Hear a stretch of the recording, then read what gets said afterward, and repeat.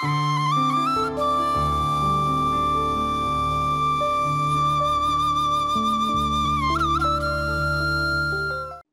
தொலைக்காட்சி பார்வையாளர்கள் எல்லோருக்கும் இனிய காலை வணக்கம். தங்கள் வளங்களை பாய்ச்சி தாங்கள் எதிர்பார்ப்பு ஒவ்வொன்றும் இருக்கும், ஒவ்வொருக்கும் ஒவ்வொரு எதிர்பார்ப்பு இருக்கும். அவற்றை அடைய வேண்டும். அவை தாங்களே முயன்று வெற்றி பெறணும். ஏன்னா அடுத்தவரை பங்கு கெடுத்தா அடுத்தவருக்கு ஒன்று நடந்துவிட்டால் எங்களை முயற்சி தோற்று போயிடுவோம்.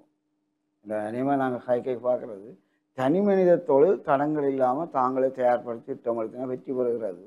கூட்டு சேர்ந்த பங்குடைமை தொழில் என்று சொல்லிக்க ஒரு பங்காளரின் தவறால் பங்குடைமை கெட்டு போகலாம்.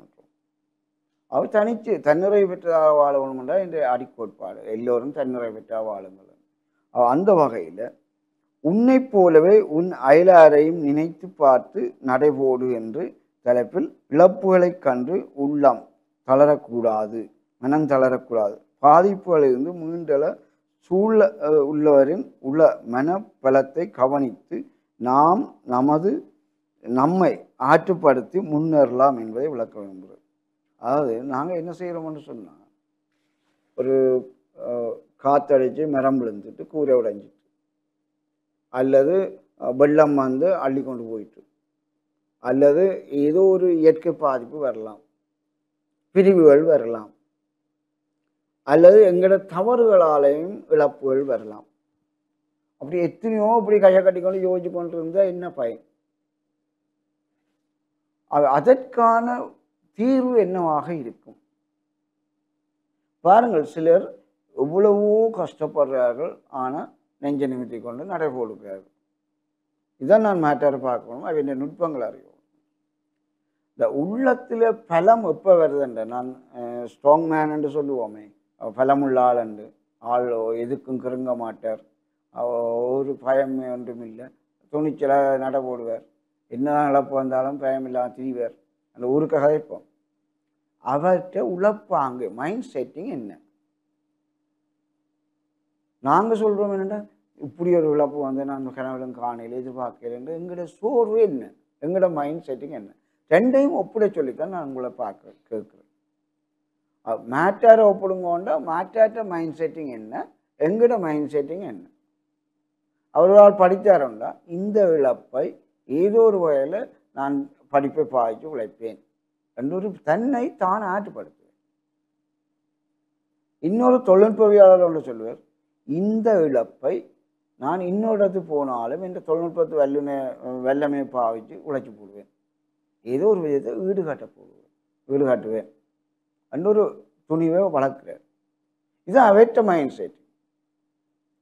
அப்போ நான் பாதிப்பு அடைஞ்சிட்டேன், நான் இழந்துட்டேன்னா என்னுடைய மைண்ட் செட்டிங்கில் அப்படி வருகுதா?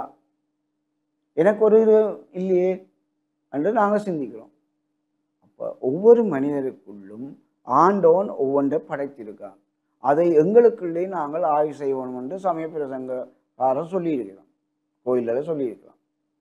நாங்கள் எங்களை ஆய்வு செய்கிறோமா? ஒன்று படித்திருக்கிறோம், அந்த படிப்பை வச்சு ஒரு இடத்துல தொழில் செய்தால் வருவாயிட்டலாம். அல்ல எனக்கு அந்த வினைத்திறந்ததையும் இந்த வினை பெண்புல பிள்ளைகள்னா ப்ளவுஸ் அடிக்கிறது சரியான கஷ்டம், துணி வெட்டுறது கட்டிங் மட்டும் கஷ்டம், எல்லோரும் கட் பண்ணி கொடுத்தோட எல்லோரும் அடிக்கிற சுவம். அதே மாதிரி ஒரு மெக்கானிக்கன்னா இவ்வளோ காலம் அனுபவிச்சிருப்போம். முதல் கராச்சை கூட்ட விடுவான், பிறகு நட்டுக்களை விடுவான், வாகனத்தை துடைக்குவான், அப்படி படிச்சுத்தான் பிறகு பார்ட்ஸாக கலட்டி பிறகு மெக்கானிக் பழகிருப்போம். அப்போ நாங்களும் எங்களோட திறமை புலமைகளை பாவித்து இழப்புகளை ஈடுகட்டக்கூடியதாக எங்களோட மைண்ட் செட்டிங்கை மாற்ற பழகும்.